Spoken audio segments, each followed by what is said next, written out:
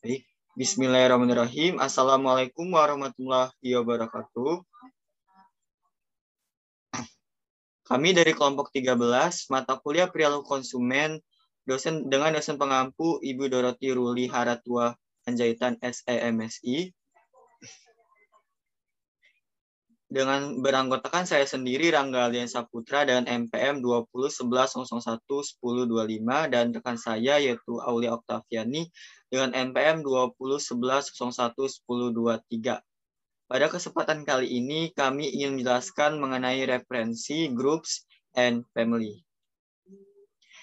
Untuk materi yang pertama akan dijelaskan oleh rekan saya yaitu Aulia Oktaviani. Kepada Aulia Oktaviani dipersilakan. Baiklah, saya akan menjelaskan bagaimana arti pentingnya kelompok referensi dan keluarga bagi identifikasi perilaku konsumen. Kelompok referensi dan keluarga merupakan aspek lingkungan sosial mikro bagi konsumen. Interaksi sosial dengan kelompok referensi dan keluarga seringkali secara langsung dan tatap muka yang dapat memiliki pengaruh langsung pada tanggapan kognitif, afektif, dan perilaku konsumen terhadap strategi pemasaran. Misalnya, lingkungan sosial yang tercipta ketika dua teman berbelanja bersama dapat mempengaruhi pengalaman berbelanja, proses keputusan dan kepuasan keseluruhan setiap orang dalam pembelian. Kemudian, berikut merupakan pengertian dari kelompok referensi. Kelompok referensi yaitu suatu kelompok terdiri dari dua orang atau lebih yang berinteraksi satu sama lain untuk mencapai suatu tujuan. Kelompok penting termasuk keluarga, teman dekat, rekan kerja, kelompok sosial formal. Contohnya asosiasi profesional. Kelompok rekreasi atau hobi, contohnya tim bowling, dan tetangga. Beberapa dari kelompok ini dapat menjadi kelompok referensi suatu individu. Berikut merupakan jenis pengaruh kelompok referensi, yaitu yang pertama ada pengaruh kelompok referensi informasi. Kelompok referensi mentransmisikan informasi yang berguna kepada konsumen tentang diri mereka sendiri, orang lain, atau aspek lingkungan fisik seperti produk, layanan, dan toko. Informasi ini dapat disampaikan secara langsung, baik secara lisan maupun dengan demonstrasi langsung. Contohnya, meminta saran kepada teman yang suka mendaki saat akan membeli tas carrier dan sebagainya. Kemudian yang kedua ada pengaruh kelompok referensi utilitarian. Konsumen biasanya akan menuruti keinginan kelompok acuan jika yang pertama, mereka yakin kelompok tersebut dapat mengontrol penghargaan dan hukuman. Yang kedua, perilaku tersebut terlihat atau diketahui oleh kelompok tersebut. Dan yang ketiga, mereka termotivasi untuk memperoleh imbalan atau menghindari hukuman. Yang ketiga, terdapat pengaruh referensi nilai ekspresif. Sebagai unit budaya, kelompok referensi mengandung dan menciptakan makna budaya, keyakinan, nilai, tujuan, norma perilaku, gaya hidup.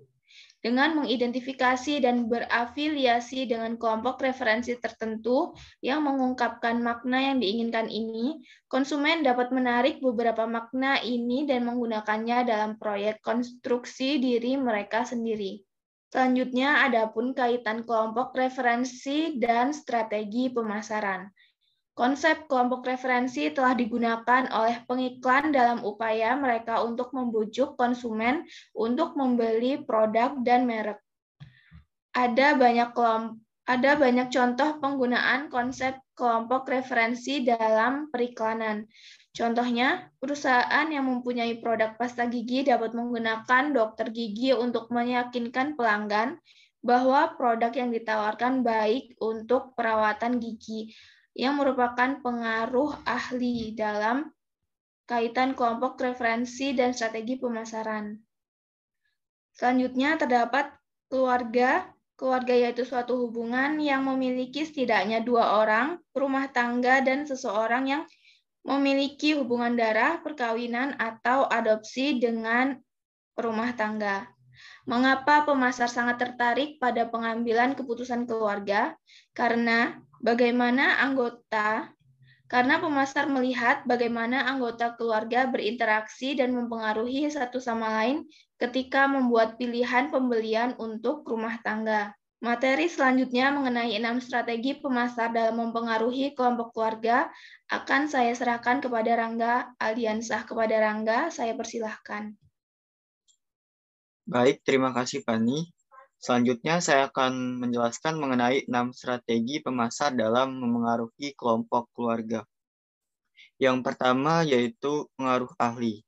Pengaruh ahli dicerminkan oleh pasangan yang memberikan informasi mengenai berbagai alternatif.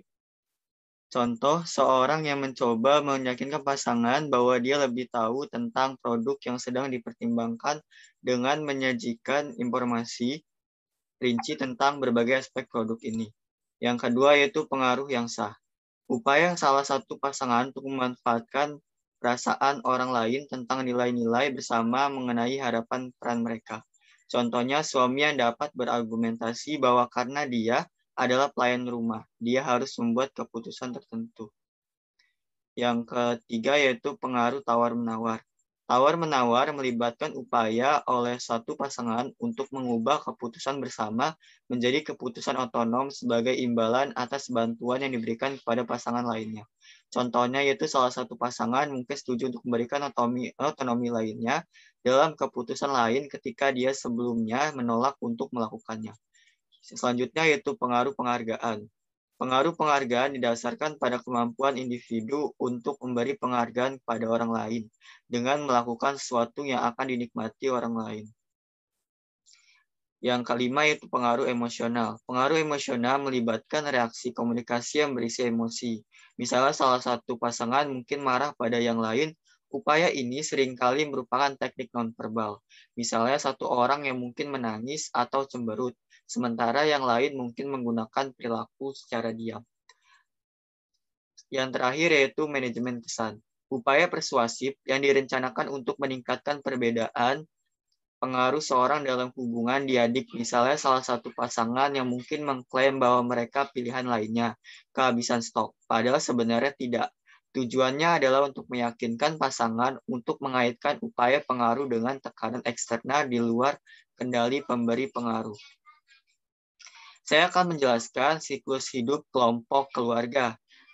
Tahap kehidupan yang hampir sama, orang-orang menikah, memiliki anak, tetap menikah, lalu membesarkan anak-anak mereka, dan mengirim mereka dalam perjalanan, menjadi tua, pensiun, dan akhirnya pun mereka meninggal.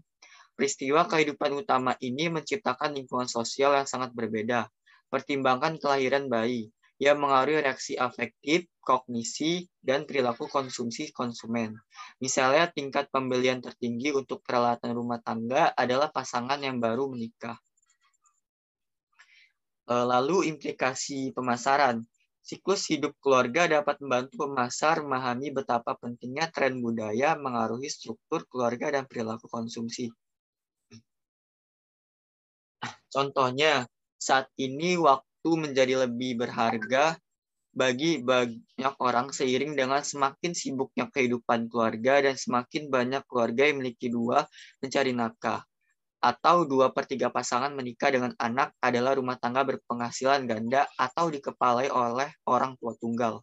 Mereka adalah kandidat utama untuk produk kenyamanan dari semua jenis yang dapat menghemat waktu yang kemudian dapat mereka gunakan untuk tujuan yang lebih menyenangkan atau menguntungkan.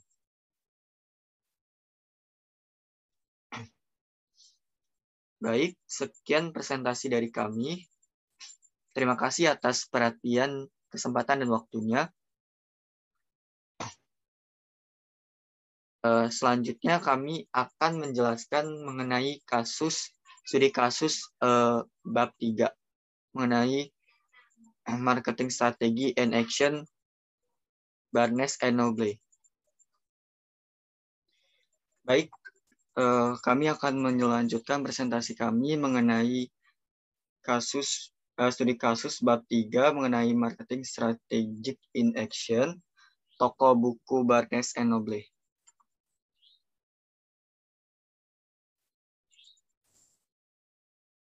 Yang pertama yaitu pemecahan masalah. Yang pertama, pertanyaan pertama, tanggapan afektif apa yang diciptakan oleh lingkungan Barnes and Noble?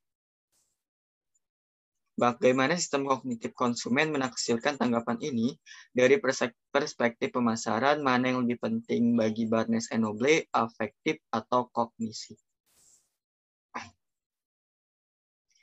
Lalu, kami menyimpulkan bahwa Barnes and Noble menawarkan toko buku dengan pendekatan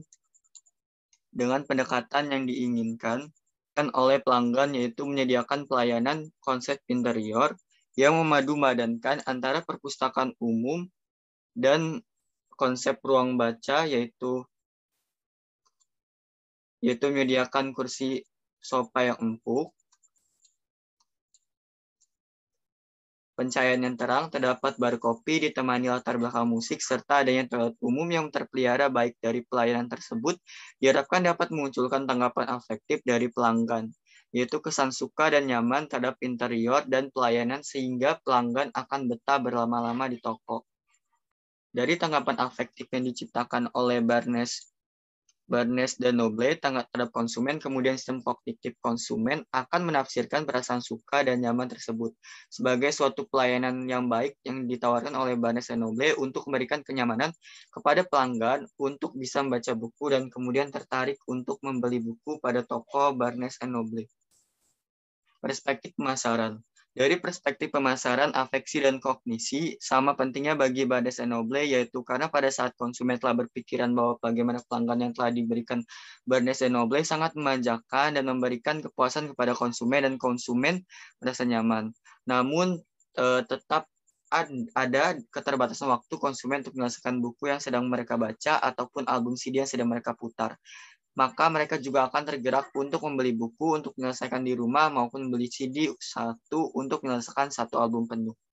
Untuk pertanyaan kedua, yaitu jika terdapat situasi calon pelanggan yaitu Rob pergi ke Barnes dan Noble untuk hangout dan bertemu teman dan calon konsumen Lisa yang pergi hanya pada saat ingin membeli buku atau CD, jelaskan bagaimana proses integrasi kedua calon konsumen dapat meyakinkan mereka untuk memilih Barnes dan Noble daripada banyak pilihan yang lain yang mereka miliki. Toko buku Barnes and Noble sangat cocok untuk dijadikan pilihan Rob dan Lisa, karena toko buku ini menyediakan berbagai fasilitas yang cocok untuk Rob yang ingin hangout dan bertemu teman, yaitu seperti pencahayaan yang bagus, kursi sofa yang lebar, empuk dan nyaman, berlatar musik, terdapat toilet bersih terawat, dan ditambah lagi dengan adanya bar kopi yang sangat mendukung kebutuhan Rob dan teman-temannya untuk bercengkrama maupun membaca diskusi tentang beberapa bacaan yang ada di toko Barnes and Noble sambil menikmati secangkir kopi panas. Begitupun dengan kebutuhan Lisa, karena toko buku ini sangat lengkap dengan menawarkan buku hingga lebih dari 200.000 judul buku serta adanya diskon pembelian buku 20 hingga 30%. Selain itu juga adanya fasilitas headphone untuk mendengarkan lagu pada CD dapat membantu Lisa untuk menentukan CD mana yang cocok untuk sebelum ia membelinya. Untuk pertanyaan selanjutnya akan dijelaskan oleh rekan saya. Pada Aulia Oktaviani, dipersilakan. Baiklah, pertanyaan ketiga pada studi kasus toko Barnes and Noble. Banyak aktivitas yang terjadi di toko Barnes and Noble atau di barnesandnoble.com tidak memerlukan pembelian, berpartisipasi dalam kelompok diskusi, dan pergi ke pertunjukan di dalam toko tidak dikenakan biaya, dan jelas tidak ada biaya apapun untuk sekadar masuk, duduk di kursi, dan membaca buku. Jadi, mengapa orang membeli? Bagaimana aktivitas atau perilaku bebas ini mempengaruhi afeksi dan kognisi konsumen? Berikut jawaban dari kami. Toko buku Barnes and Noble yang menyediakan berbagai fasilitas gratis dalam menikmati lagu, pertunjukan, maupun membaca buku merupakan suatu strategi marketing yang diterapkan menarik konsumen berkunjung ke dalam toko. Kemudian pertanyaan studi kasus keempat. Buatlah jaringan asosiatif atau ketertarikan pengetahuan Anda mengenai Barnes and Noble. Bagaimana Anda mendapatkan pengetahuan tersebut? Apa yang mungkin mengaktifkan struktur pengetahuan tersebut? Bagaimana pemasar dapat mengaktifkan struktur pengetahuan Anda? Struktur pengetahuan apa yang mempengaruhi keputusan Anda mengunjungi situs jejaring barnesandnoble.com? Jawaban dari kami yaitu struktur pengetahuan satu dengan yang lain saling berhubungan, sehingga membentuk suatu pengetahuan yang utuh. Pengetahuan yang mempengaruhi keputusan konsumen untuk mengunjungi situs adalah adanya 200.000 judul buku yang dijual di toko buku tersebut, sehingga konsumen dapat dengan mudah mendapatkan buku yang mereka inginkan tanpa harus datang ke toko buku lainnya. Pertanyaan studi kasus kelima. Jabarkan skrip berbelanja di toko buku. Pikirkan strategi pemasaran Barnes & Noble dalam mempengaruhi keadaan pada skrip tersebut.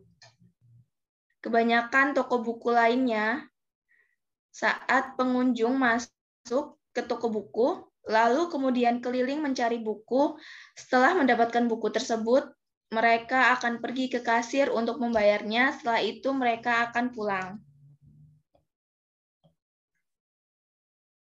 Namun, pada Barnes & Noble melakukan strategi pemasaran untuk mempengaruhi konsumen agar berlama-lama di toko. Karena semakin lama mereka di toko, maka semakin banyak buku yang terjual. Mereka memfasilitasi beberapa hal seperti kursi lebar, meja baca, latar musik, penjualan kopi, pencahayaan yang cerah, serta adanya toilet yang terawat. Sehingga konsumen dapat mencari buku, kemudian membaca review atau sinopsis buku tersebut sambil minum kopi dan duduk santai di sofa yang nyaman.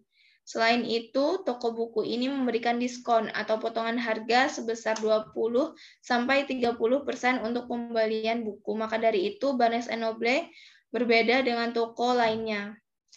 Pertanyaan ke-6. Apakah Anda memiliki saran bagaimana agar situs tersebut lebih memikat atau bagaimana membuat pengunjung situs menjadi lebih bertahan lama? Sebenarnya situs tersebut sudah cukup lengkap dengan adanya list bestseller, new release, coming soon, dan lain-lainnya. Selain itu, terdapat kategori-kategori yang dapat mempermudah pengunjung dalam mencari buku yang diinginkan. Misalnya, terdapat buku bestseller for teens, bestseller for kids, dan sebagainya. Dengan adanya beberapa list yang cukup disesuaikan dengan kategorinya masing-masing, maka hal tersebut sudah cukup membuat pengunjung situs lebih bertahan lama, serta mempermudah pengunjung untuk mencari buku yang mereka inginkan dengan tampilan yang simpel dan berdominasi dengan warna putih dan tulisan berwarna hijau dan hitam, membuat pengunjung lebih nyaman untuk berlama-lama. Mungkin dengan adanya beberapa animasi akan membuat web lebih menarik, apalagi pada bagian buku. Untuk anak-anak diperlukan adanya animasi sehingga anak-anak akan lebih tertarik. Berikut merupakan saran dari kami terhadap toko Barnes & Noble. Baik, sekian yang dapat kami jelaskan mengenai studi kasus pada chapter 3 mengenai marketing strategy and action pada toko buku Barnes & Noble. Kami rasa cukup yang dapat kami jelaskan pada kesempatan kali ini. Kami akhiri. Wabillahi taufiq wal hidayah. Wassalamualaikum warahmatullahi wabarakatuh.